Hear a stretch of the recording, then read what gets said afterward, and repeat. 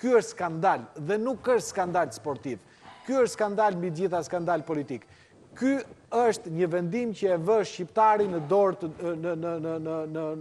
në shkallë të dytë në raport me të gjithë qytetarët e tjerë të rajonit. Nuk është një qytetar i dorës parë, është një qytetar i dorës dytë. Dhe këtë e thot një komision shumë i rëndësishëm që bën gjithë politikat e sportit në Europë.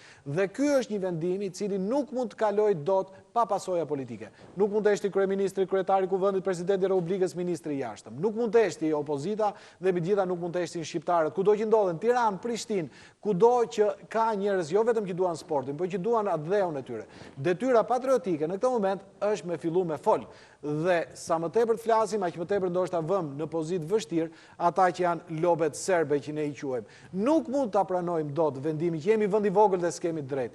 Nuk mund të pranohet dot që qytetarët e Shqipërisë janë qytetarë dorës dytë. Se përndryshe nuk ka kuptim që ne kërkojmë të integrohemi në Europë, nuk ka kuptim që jemi një vend antar i NATO-s, nuk ka kuptim fare asgjë dhe nuk është më ndeshje futbolli, por tashmë është betejë politike. Vazhdoni ndiqni Ora News.